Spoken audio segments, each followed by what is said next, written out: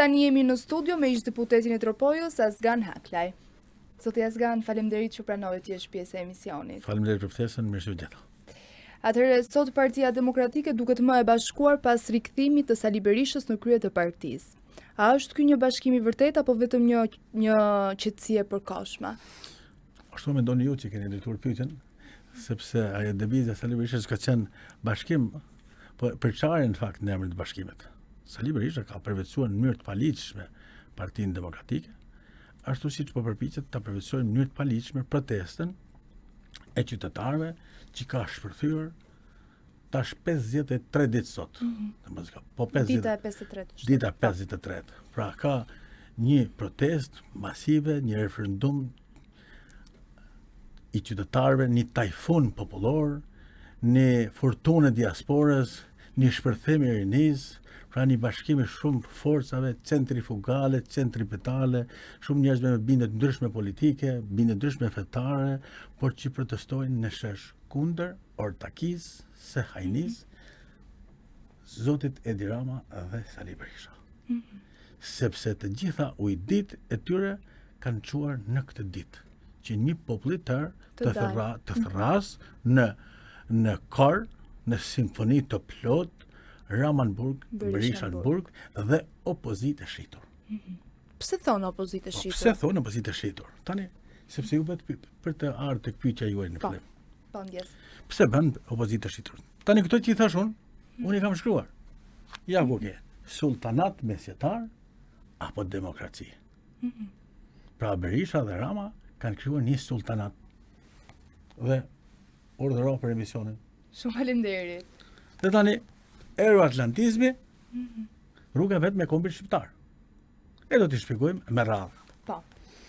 Edhe kjo dhuratë për emisionin tuaj dhe libri tjetër, Përballja, SPAK kundër krimit të jakave të bardha. Pra, pse kjo është e fundit? Dhe kjo më duket më interesante. Po, edhe do t'i shpjegojmë. Po. Absoluta. Aty ka një analizë të gjatë të betejave në Europë dhe në përbotë, të organeve të posaçme kundër krimit të organizuar dhe kam sjell dy modele. Modelet fituese, siç janë Kroacia, Italia, Shtetet Bashkuara të Amerikës dhe modelin bullgar, ku organet e specializuara antikorrupsion dështuan. Dhe tani për të mos dështuar në Shqipëri duhet një aleancë, një referendumit të qytetarëve në sheshin Bulevardin Dëshmorët e Komit dhe sheshin Gjergj Kastrioti Skënderbeu, që mban pra emrin e simbolit kombëtar shtetëror me SPAK-un, sepse SPAK-u ka bërë goditje spektakolare, por SPAK-u ka goditur individin. SPAK-u se godet dot sistemin. Ky sistem që është ndërtuar në 2008, pas marrëveshjes ujdis së Ramës dhe Berishës, u konstruktue Republika e korrupsionit apo diktatura e korrupsionit, pas azgjësimit të votës së lirë. Vota lirë është gur themeli i shtetit të së drejtës. Që nga 2008 deri më sot, ne nuk kemi shtet të së drejtës dhe nuk kemi republikë parlamentare. Ne kemi një republikë të korrupsionit apo diktaturë, apo një republikë diktatoriale të korrupsionit, ku vetë parlamenti, meqenëse me kushtetutë jemi republikë parlamentare, është shtojës e qeverisë. Tani pse është kjo protestë edhe për opozitën? Në asnjë vend të botës nuk ndodh që të jetë refuzuar opozita vetëm në Shqipëri. Pra kemi protesta edhe kundër opozitës, dhe kundër opozitës, dhe kundër Ramës, dhe kundër Berishës. Pse? Sepse këto ujditë që thash, të shkatrimit të demokracisë kanë çuar tjerë në këtë pikë. Marrëveshje të rënda të Sali Berishës me Edi Ramën. Dhe përvetësimin e paligjshëm të titullit zyrtar. Pra, kjo betejë e shqiptarëve është kundër aleancës së kullave dhe të fulave. Ju thatë bashkimi i opozitës. Po. Në Këshillin Kombëtar të Partisë Demokratike ndodhet Beslim Borrizi. I famshëm Beslim Borrizi me këkom. Por kjo nuk do të thotë mos i themi të vërtetën. Është kryetari një partie tjetër. Po. Në gjykatë është kryetari një partie tjetër. Dhe ka shkuar te Këshilli Kombëtar i Partisë Demokratike. Është Zonja Topalli. Në gjykatë kryetari një partie tjetër. E kështu ka qenë dhe Patosi, e kështu ka qenë dhe një parti tjetër, janë bërë disa parti politike në vitin 2021 që i kanë shërbyer Ramës për të rrëzuar Partinë Demokratike të Shqipërisë që atëherë drejtohej nga zoti Lulzim Basha. Ka marrë 622.000 vota plus 100.000 të LSI-s, bën 722.000. Partia Demokratike. Partia Demokratike. 80.000 flet votimin të pavlefshme që përdojnë diku 6-7 mandate, dhe qeverisë Rama sot. Pse ka ndodhur kjo situatë? Sepse këta donin që të mos vinte Partia Demokratike në pushtet. Dhe kishin marrëveshje të ndryshme. LSI-ja i kërkonte 25 mandate, që nuk ja dha atëherë kryetari i Partisë Demokratike. Dhe ata pastaj donin në fushat për vete për ta kondicionuar zgjedhjen e qeverisë së re dhe për të qenë një qeveri ndonë se e përkohshme, nëse nuk arrinin do ta pengonin Lulzim Bashën si kryeminist i Shqipërisë, të kishim një qeverisje. Kryeministër Lulzim Basha, zëvendës kryeministër Argita Berisha, ministri i Brendshme dhe zëvendës kryeministre zonja Monika Kryemadhi. Ose më keq akoma, zoti Ilir Meta do jepte dorëheqje e do bëhej zëvendës kryeministër dhe ministri i Brendshëm. Pas 5-6 muajsh do t'i bënin mocion mosbesimi për ta marrë pra edhe Partitë Demokratike edhe qeverinë. E kjo ndodhi pastaj që Partia Demokratike të mbetej në opozitë. Që në 2023-shin, pastaj, u kriju një marrëveshje ujdie e së largëve, e që erdhi së shpejti pastaj, një marrëveshje Rama-Berisha. E paketuan metën e quan burg, dhe bën marrëveshje njëri përfaqësuesi i opozitës dhe opozitarizmit, tjetri mazhorancën. Dhe Lulzim Basha e shpalli atëherë trekançin e Bermudës të famshmin, 2 brinë në opozit, 2 brinë në qeverisje dhe 1 brinë në opozit. Tani, këtë protestën, Rama, edhe Berisha në fillim, tha le të qajnë se të donë me lot krokodili, i ki parasysh deklaratat e Edhe Berisha reagoi shumë vonë. Berisha reagoi shumë vonë, sepse Berisha mendoi që ka momenti të rrëmbej opozitën, ose sheshin, se rrëmbeu dot. Dhe i qyten iranian, Po. i qyten anti-amerikan, i qyten serb, i qyten grek. Zoti Rama bëri deklarata pse duhet vinë preshevarët protestojnë në Shqipëri, pse duhet vinë tetevarët protestojnë në Shqipëri, pse duhet vinë kosovarët.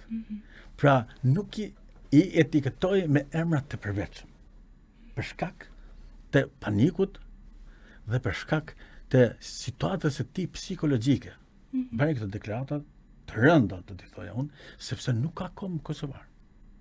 As nuk ka tetovar, ka shqiptar të tetovës. Edhe është tallje, fyese. Dhe po fyese pra në mënyrë e tha në mënyrë shumë fyese. Po pse do të protestoj shqiptari i Preshevës në Shqipëri? Nuk është e thjeshtë. Sepse ata kanë në kurriz platformën e asimilimit me pasivizim.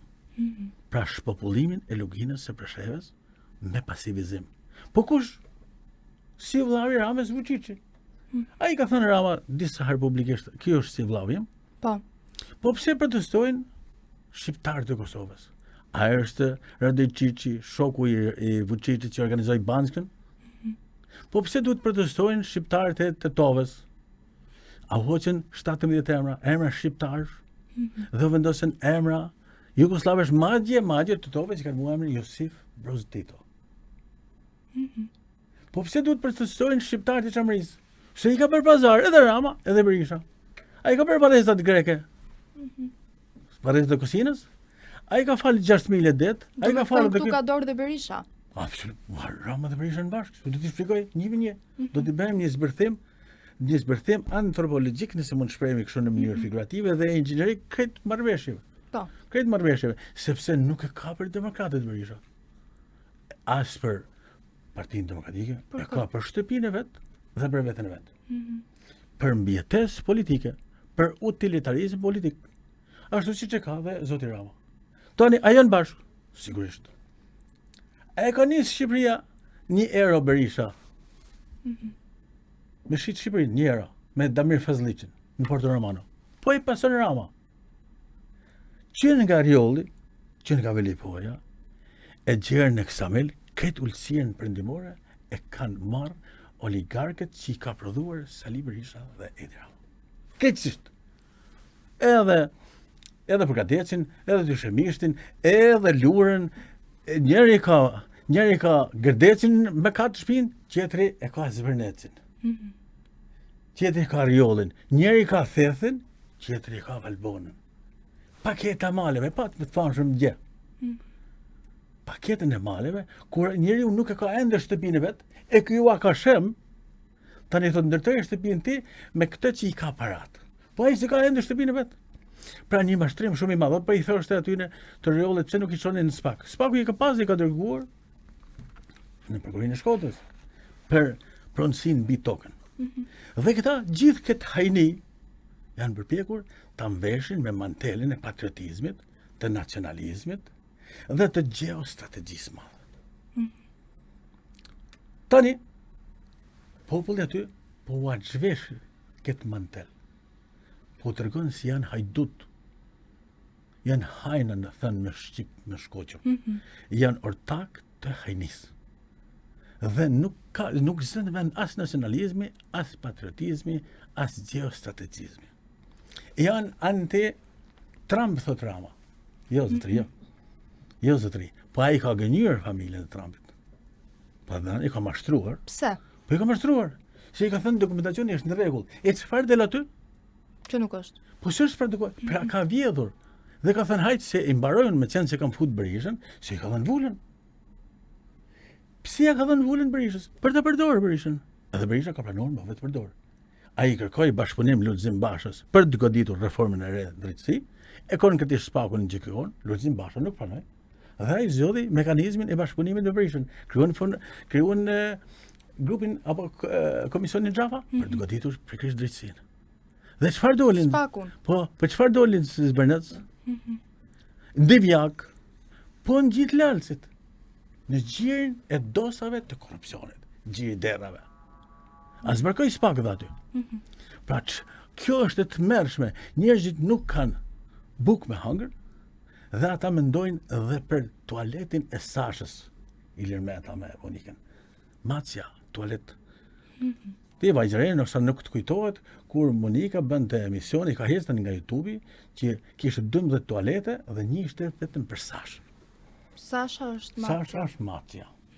Kjo është fatkesia më e madhe e shqiptarëve, dhe ata mësuan tani kush është tani shqiptarët po mësojnë kush është e vërteta, sepse vran frikën dhe dolen në shesh. Dolen është një zim kombëtar. Si zim kombëtar? Në emër të demokracisë dhe të atdhejot. Pse në emër të demokracisë dhe të atdhejot? Se një leadership i korruptuar bën pazare për mbijetesë. Pra në emër të demokracisë të marrë peng dhe në emër të atdhejot sepse ka një platformë inxhinerike për zhperjen duke enklavizuar kombin shqiptar. Kombi kosovar, në Kosovë, ekstraterritorialiteti, pasivizimin në Preshevë, firmosja me kishën serbe, e kishës ortodokse të Malizi, me pagëzimin e Abazovicit i kryeministit që Rama i thot i papërsëritshëm, majorizimin në Maqedoninë e Veriut, heqjen e patenterit, heqjen e emrave shqiptar, goditjen e gjuhës shqipe pikërisht aty ku është bërë kongresi i Manastirit, dhe goditjen e çështjes çame dhe madje më larg, prodhimin e një deputeti Belerin, i cili ka filozofi helenizimin e himarës, të palcës së Lavris, gjepit të Lavris, qenës e gravitetit shqiptar, dhe madje përshkuar më larg idenë për oscillacion jug, himar, tropull, konispol finis. Për të gjitha këto platforma nuk janë konspiracione, janë të dhëna që tashmë janë të vërtetura. Dhe përballë kësaj, çfarë ka? Beslidhja serbe. 6.000 serbi ka mbledhur Vučić. Pra një kom, një shtet, një pasaport.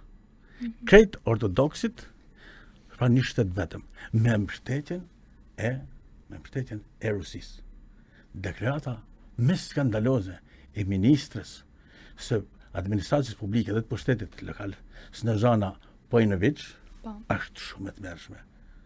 Pritëm 500 vjet Turqinë, dhe të presim heqjen e kuforit dhe të spastrojmë etnikisht Kosovën. E kur? Në ditën e masakrës së Srebrenicës. Mentalitetin, ideologjinë, shpirtin e serbëve që ata seqin kur dorë nga Serbia e madhe. Siç e kanë batur që nga kohën e Dobrica Qasiçit, Ivo Andrićit, Vukotićit, Çobri Llaviçit, të cilët me elaboratet e tyre kanë projektuar memorandume për spastrimin etnik të shqiptarëve, për të ngrirë gjën në fund të kooperacioni Patkoji Miloševićit në Kosovë, për spastrimin etnik të Kosovës. Pra, po kush është kjo? Antarja e grupit të miqësisë Shqipëri-Serbi. A ka një deklarat zoti Rama sot? Ka pa një deklarat kaq idioteske do ta quaja. Kosova tani është e lirë pavarur, nuk është me Kosovë dhe me të hi, por Republikë e pavarur. Ndërkohë që qeveria në Kosovë e ka shpallë person non grata. Po tani kemi parë këtë zotin Rama. Të shkoj te Erdogani të thotë vëllai Erdogan. Po e kemi parë edhe zotin Rama, apo më mirë sakt Ballukën, duke thënë që me urdhëri Rama të shtoj 50 milion euro për tunelin e Lagras, sepse për të respektuar Erdoganin. Pra e bëri edhe e njollosi dhe Erdoganin. Siç bëri dhe me familjen e Trumpit për të paraqitur betesën si anti-Trump. Po pse do të jenë shqiptarët anti-amerikan? Në asnjë mënyrë.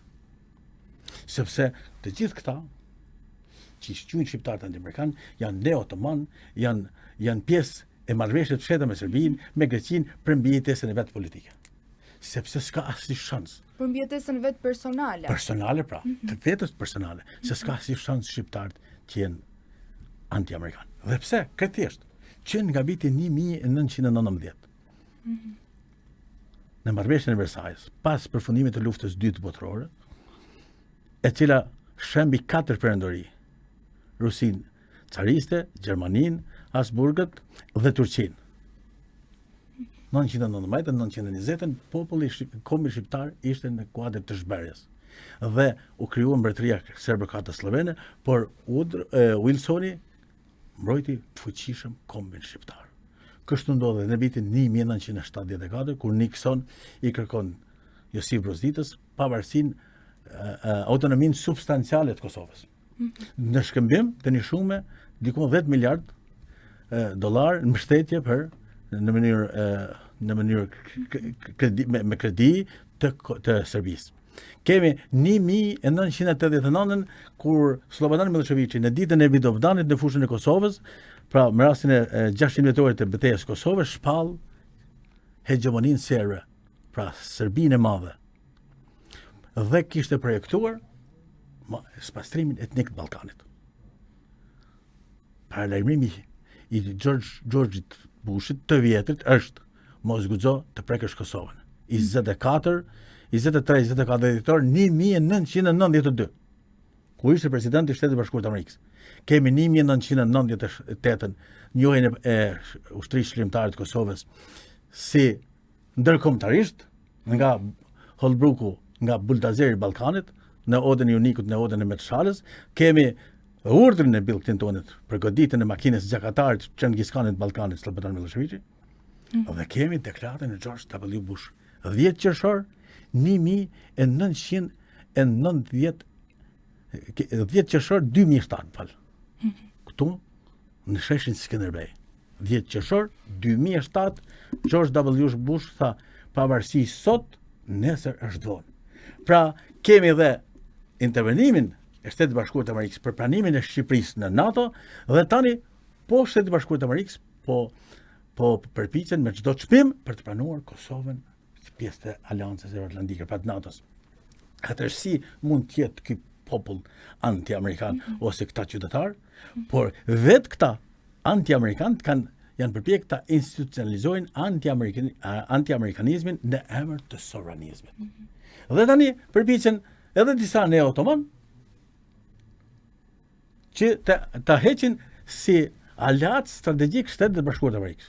Ne s'kemi asgjë me Turqinë, fare, dhe ja dim përndërë që në vitin 1997 tonë Çuçiller tha, i tha Greqisë mos guxo të prekë Shqipërinë. Mirë, por nëse referohemi historisë, në periudha të ndryshme historike, Turqia ka qenë bashkëpunëtore me Serbinë, bashkëpunëtore me Greqinë për spastrimin etnik të shqiptarëve, duke nisur nga memorandumet e Çobri Llaviçit. Pra, në vitin 1953, 56 marrëveshja Fuat Çubilliut dhe Aleksandr Rankovićit janë shpopulluar 400.000 shqiptar. Të quhet pika shqiptare. Pra edhe kemi pastaj edhe marrëveshje të tjera dhe nëse se shohim sot Turqia i financon në Serbi shkolla, rrugë, projekte dhe tek ne vetëm xhami. Pra mbështetja e Shqipërisë e Turqisë për Shqipërinë duhet të jetë mbështetje shqiptare, jo mbështetje fetare.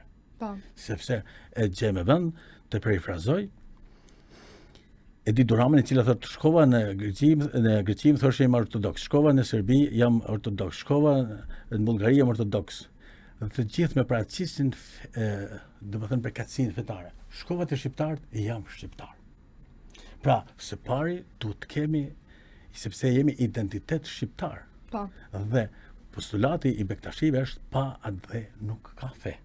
Kështu që aleati jonë strategjik janë Shtetet e Bashkuara të Amerikës. Shumë mirë që u bë samiti NATO-s, shumë mirë që mori fuqi Turqia sepse tash kaluan 100 vite që ajo u përfshi në traktatin e Lozanës shkëmbimin e popullsive në veri të Greqisë, domethënë në pjesën e Çamit i solli ortodoksi gjoja nga Turqia dhe mori popullsinë muslimane që në fakt ishin Çam. Dhe sot deklarata do dikut e tilla është, muslimanët e Ballkanit janë rrezik. Ndërkohë që në Maqedoninë e Veriut është Stojkovići, zëvendës kryeministri i Maqedonisë Veriut, që nuk njeh marrëveshjen e Ohrit, nuk njeh masakrën e Srebrenicës dhe nuk njeh Kosovën. Këta janë shokët e Mickovskit, mikut Berishës, dhe ata tjerë që janë Mitsotakësit, mikut Ramës. Pra kemi parë Ramën si ndasak, nga Erdogani, të Bibi në Izrael, të kryeministri i spanjoll, pastaj të Mitsotakësi dhe në fund shkoi prapë te Erdogani dhe e pam që Trumpi e pa në mënyrë poshtruese. Kur nëse keni parasysh skenën kur sekretari i NATO i thoshte shif atletët e Ramës dhe u detyruat të ecë, të atletët të shkonin me këpucë Erdogani. Pra kjo është platforma pan-shqiptare. Dhe ky zim kombëtar është në emër të ADH-ut e në emër të demokracisë. Por pa demokraci nuk ka ADH. Sepse ata që marrin pushtetin për hir të interesave të veta e tham pak më sipër, bëjnë marrëveshje fluide, të fshehta, të hapura për interesat utilitare personale. Dhe ky është problemi, që kjo protestë nuk shohet, se është zim kombëtar, sepse kanë gënjur 36 vite. Dhe është krijuar, thash, jo një ekip qeverisës, po një ekip sundues, një triad kriminale. Ndaj kemi këtë librin përballë. Pra Spaku ka përballë korporatën, oligarki, krimi organizuar dhe politik. Sepse dyshja Rama Berisha ndryshuan modelin ekonomik nga ekonomia të rregut lirë për në ekonomi sociale të rregut, duke i thënë popullit se kemi hall të kontrollojmë konkurrencën e lirë dhe të mos krijojmë oligarki dhe oligopole. E në fakt ka ndodhur këtë kundërta. Këta konstruktuan një regjim të tillë oligarkik, kakistokratik, plutokratik, kleptokratik. Me cilën po ndeshet ky populli për ditë në sheshin Gjergj Kaqoti Skënderbeu dhe në bulevardin Dëshmorë të Kombit. Tani çfarë kërkohet? Se ata kërkojnë qeveri tranzitore, qeveri kujdestare, rrëzimin e qeverisë zotit Rama. Sot kërkohet rrëzimi e stabilishmentit të vjetër. I Republikës së vjetër. Republikës opsionet. Opsionet parlamentare. Po vim të opsionet. Ndonë se pranojnë referendumin. Ata nuk lejojnë referendumin. Baza e ndryshimit epokal është referendumi i cili përcakton modelin qeverisës. Pra referendumi kthen institucionin e votës lirë. Pse jam tash unë aty në protestë?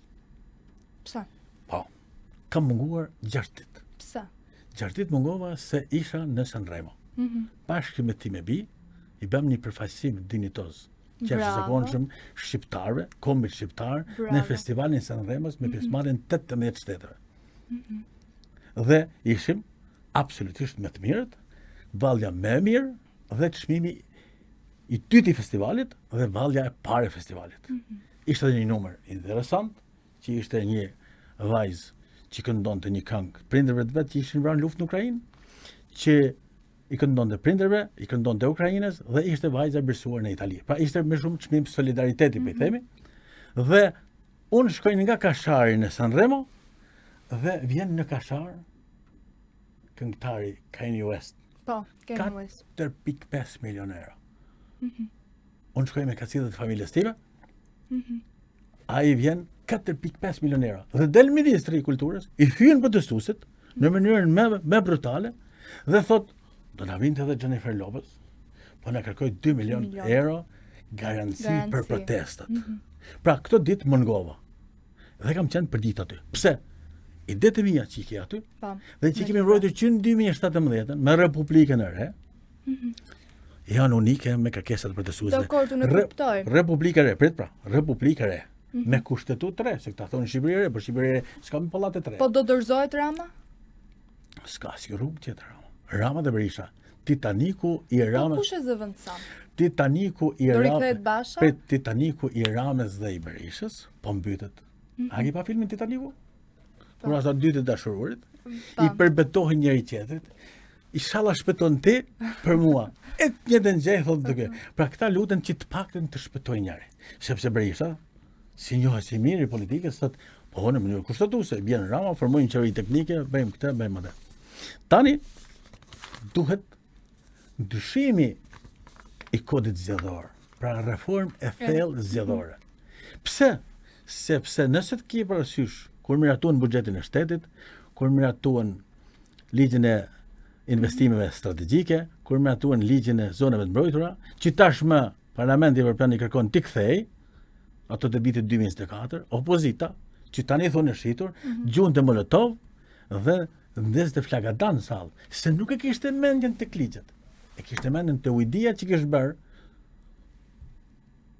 zoti Oert Bylekbashi me Damian Gjiknorin. E ka shit Damianin, a e ki pa? Që i tha Elçiman, e këdur shkote Oerti. Sepse edhe këta janë ortak, aty jetë edhe kujshi, dhe këta kishin mendjen tek marrëveshja për reformën zgjedhore, tek burgosja e votës së lirë. Pra si kishin mendjen ata se as të investimet e strategjike, as të zonat e mbrojtura, as të buxheti.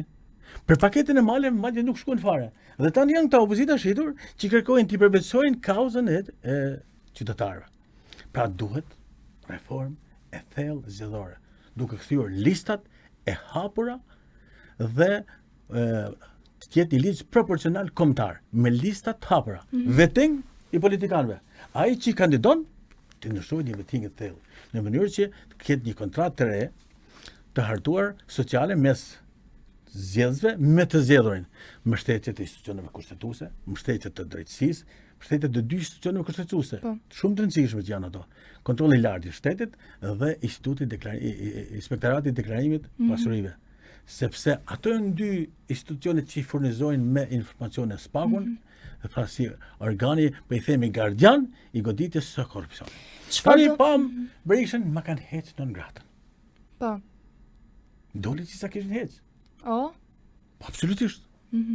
Sepse po t'ja kishin hequr Berisha do shkolla. Po lekët që pagoi 6 milion euro. Po pra tani Rama, Berisha akuzon Ramën, thotë Rama po largon lek nga Shqipëria. Po. E ke parë deklaratën që apo jo? Dhe kërkon institucioneve ndërkombëtare. Po në fakt po i largon vet. Si? Po i largon vet. Po zbraz llogaritë edhe shkelxhen edhe argita të dy. Dhe 6 milion ku e ka marrë ai? Ku është Komisioni Qendror i Zgjedhjeve? Me çfarë ka lëbuar? A është vërtet që Argita do marrë IPS-n? Pësën jo. Pëdën. Unë kam thënë herët që Berisha largoi të gjithë konkurrentët e mundshëm dhe ata që i nxjerrin të lashe Berishës, dhe tani ja ka hapur rrugën për Argitën. Dhe Berisha e do parti familjare atë. E do për vete. E kam thënë dhe herë tjetër, po i them prap. Ata demokratët e ndershëm që vazhdojnë të besojnë prap tek Sali Berisha. Ajo nuk është partia e demokratëve, është partia e Sali Berishës. Ai ki pa grupin Çiftelia, që kërcen kërcimin e Tropojas. Një nga kërcimtarët, balerina më e mirë është Jorida Tabaku. Por Jorida Tabaku mbeti pa gjë tani. Pse se i prish pazaret Berishës? Ja prish pazaret Berishës dhe i dalon rrugën Argitës. Po Lulzim Basha. Lulzim Basha? Do rikthehet se di se je i afërt me të? Lulzim Bashës i është marrë vula. thash është marrvula, sepse A do rikthehet në politikë aktive? ta shpjegoj. Okej. Ta shpjegoj. Luci Bashet që është marrvula. Dhe sot që flasim ne, kemi një rekurs në gjykatën e lartë. Rekursi në gjykatën e lartë është për vullën. Sepse këta ndërtuan aleancën e vullave. A akoma përgjigjen e rekursit do presi? Po patjetër. Përgjigjen e rekursit, po patjetër ne njohim shtetin ligjor. Po nëse përgjigja vjen pas 10 vitesh, atëherë do rikthehet në... S'ka asnjë mundësi. U bën 2 vite e 2 muaj. Ndaj i bëj thirrje gjykatës lartë të përshpejtojë procesin e gjykimit në themel, sepse në si vend të botës nuk ndodh ai që ka ndodhur në Shqipëri. Që gjykatat e nivelit më të ulët mos zbatojnë vendimin e gjykatave të nivelit më të lartë. Apo aq më keq, që parlamenti nuk njeh vendimin e gjykatës kushtetuese. Pra, një gjykat, një trup gjyqësor, jo gjykat, e gjykatës së apelit nuk ka respektuar rekomandimet apo vendimet apo kërkesat e gjykatës së lartë. Pra që i thot gjykim në themel dhe me vendimin e njëanshëm ja ka dhënë mundësinë të përvetësojë në mënyrë të paligjshme zoti Sali Berisha vullën. Dhe gjithë sistemi hierarkik gjyqësor, me kolegj zgjedhor, me KAS, me Komision Qendror Zgjedhëve, me këshilltarë që u zgjodhen në atë kohë, i kanë bërë nul sepse i ka marrë vullën. Dhe ka dhe një padi. Të bashkëpunëtorit të Sali Berishës tani, zotit Gazmend Bardhi, ka një padi në SPAK për përvetësim të paligjshëm titullit zyrtar me falsifikim vullash, stampash dhe formularësh, sepse janë falsifikuar. Dhe tani Rama e mban peng Berishën dhe Berisha pranon të rrinë peng Ramës për interesat e veta. Pra, demokracia ka dy shtylla. Mazhrancën dhe opozitën. Mazhrancën e marr Rama, opozitën e mban peng Berisha. Për të mbajtur peng të tjerët. Pra, kjo është situata. Duhet të çlirohet opozita nga marrja peng që Sali Berisha hiqet si patëric e zotit Edi Rama. Dhe ne shpresojmë dhe besojmë që gjykata tani më, që kanë kaluar 2 vite e 2 muaj, në qoftë se ka bërë disa rekurse për Ballukun, për Ervelin, pse nuk bën rekursin për Partinë Demokratike që e mban peng në mënyrë të paligjshme Sali Berisha? Atë ka shumë pikpyetje. Kështu që tani ky bashkim i të gjithë shqiptarëve në shesh thot Ramanburg, Berishanburg. Opozit e shitur. Pse thot gjithë sheshi opozit e shitur? Berisha pati shpresë fillim që e merr peng. Se tha do shkojmë aty, tha dhe gjysma aty janë të mitë, Në qoftë se Berisha do mundte të arrinte të bënte miting, Berisha bënte mitingun për vete. Atë kujtohet kur bënte Shqipëria bëhet mitingje dhe kur vinte koha që do shkonte Berisha, i lironin sheshin. Pse s'vjet tani Berisha të marrë sheshin?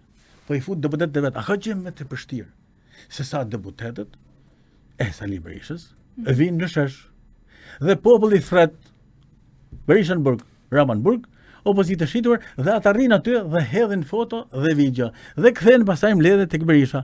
Dhe kur dalin në studio thonë, "Jo, unë nuk i kam dëgjuar." E ke pa deklaratën skandaloze të Belind Këlliçit? Unë isha aty, tha, po s'kishte thirrje Ramanburg, Berishanburg. Një gjë është e qartë. Frika ka. Është vrarë. Populli është në shesh, nuk ka dorëzim. Përkundrazi, ka një konsistencë, persistencë të jashtëzakonshme, ka një mobilizim të jashtëzakonshëm sepse për herë të parë kemi 53 ditë sot protesta qytetare dhe për 52 ditë që shkuan ekranet televizive të botës, ballinat e gazetave, portalet më të mëdha botërore kanë patur kryefjalë e kallëzues protestën qytetare paqësore të shqiptarëve. Dhe kjo i shqetëson. Në qoftë se ke ndjekur dje, zotin Rama, po shkonte në theth të vendi i krimit.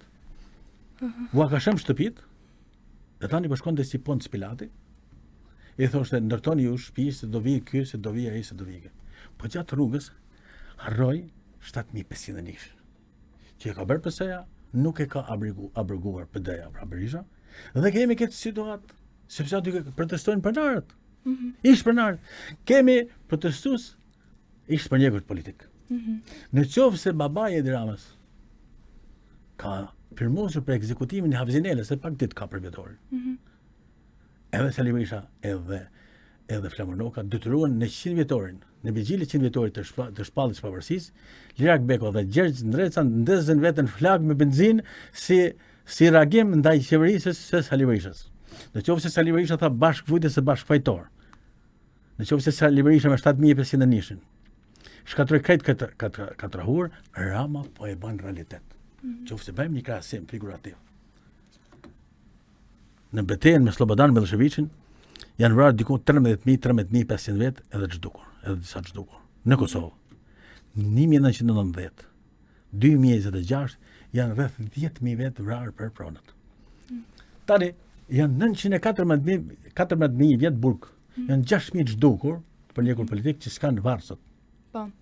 Dhe ende s'ka rehabilitim real të përndjeku politik, por duke i qutur, do të thënë, klasat përmbysura nuk janë për pushtet. Ndërkohë që ata s'ka lënë asnjë komunist, por gjithë njerëzit që u japin pushtet janë ish komunist, njerëz të komunistëve, bashkëpunëtorë të sigurimit dhe i veshin me pushtet për të mbajtur nën kontroll. Kemi qytetarët, kemi rinin studentore, kemi rinin në përgjithësi edhe janë edhe mosha 3 janë, sepse ka dhe gjimnazistë janë në protest, kemi familjar, kemi burra, gra, djem, vajza, të zotët që nuk i tremben më. Kemi të gjitha shtresat të shoqërisë, që shpresojnë që kjo betejë është betejë. Po, si mendon se do vijojë protesta për se nuk kemi shumë kohë, e kemi pak të limituar. Po përplasën 2 botë pra. Si mendon do vijojë protesta? Po përplasën 2 botë. Po përplaset krimi, antikrimi me krimin. Demokracia me autokracinë. Po përplaset euroatlantizmi me obskurantizmin mesetar ballkanik. Ta ki edhe librin aty. Edhe për Putinin kanë thënë që nuk bjen Putini. Në qoftë se i ke pa këtë ditë, mos shkash në flag dhe këtë, pra Ukraina po i kthen restën. Tani sa më shumë arrogant të sillet Rama, aq më shpejt do të pjerë dhe aq më keq. Thanë dhe për Vučić nuk bje, por po bjen. Thanë dhe për Dodikun nuk bje, por ra, u shpall dhe nën grata. Pra është një rënje zinxhir e autokracisë ballkanike. Në qoftë se kemi parasysh faktin që u sankcionuan nga administrata Biden, edhe Donald Trump ka zgjatur dhe 1 vit sankcionimin për shkak të situatës në Ballkan. Pse? Se të sankcionuarit janë pengues të demokracisë, janë minues të demokracisë, pengues të drejtësisë, cënues të sigurisë kombëtare dhe korrupsion madhor. Pra Republika e Korrupsionit këtë rrezik ka. Berisha ka penguar drejtësinë me zinxhirin komandues të gardës, që nuk lejoj. Rama po pengon drejtësinë me ballukën. Ai janë njëjtën situatë. Pra në fakt është në grata. Dhe ai shesh i ka shpall në grata të dy. Dhe janë ortak të hajnis, të cilët do të përgjigjen të dy. Thash, pe theksojmë edhe një herë. Titaniku po mbytet. Pavarësisht përbetime të njëri tjetrit, Titaniku po mbytet. Dhe ata do t'ikin bashkë, se kanë nënshkruar fatin bashkë. Tani asgjë s'mund të luaj me një popull, me një kom. Prandaj thirrja ime për të gjithë është ejani në protestë. Më shumë sot, edhe më shumë do të ketë nesër. Pra, sot ka më shumë se dje, nesër do të ketë më shumë se sot. Pra, ejani në protestë, sepse është protesta e gjithë popullit. Çdo lloj përpjekje për ta marrë peng protestën është dështim me turp. Ajo është protesta e qytetarëve të gjithë, është protesta e gjithë popullit. Nuk mund ta marrë peng. Mendojnë se me 2-3 fjalime e marrin peng sot apo nesër. Një protestë nuk merret peng. Ka koha e çlirimit të demokracisë nga pengu. Ka ardhur koha e çlirimit të demokracisë nga kthetrat e oktapodit të diktaturës së korrupsionit. Dhe shpresojmë që të çlirohet. Me shpresë. Dhe të gjithë të protestojnë për të mos lodhur. Me lejen e Zotit e ndihmën e tij, ne do t'ja arrijmë. Zotja Zgan, të falenderoj shumë, ishte kënaqësi, do jesh gjithmonë i mirëpritur dhe njëherë faleminderit për libra, do t'i lexojmë të gjitha. Shumë faleminderit. Edhe është kënaqësi. Respekt me ju, faleminderit që ma dhat mundësinë të jap këtë intervistë këtu dhe po ju jap një gjë shumë interesante, sepse fjala është shumë e rëndësishme sot. Dhe këtu ka një pasazh që kam zgjedhur. Nuk kam çfarë të jap, kombit tim përveç se fjalës. Walt Whitman është autori i librit Fije Vari, libri i cili të bën Bibël e Kur'an për demokracinë amerikane. Dhe në hyrje ke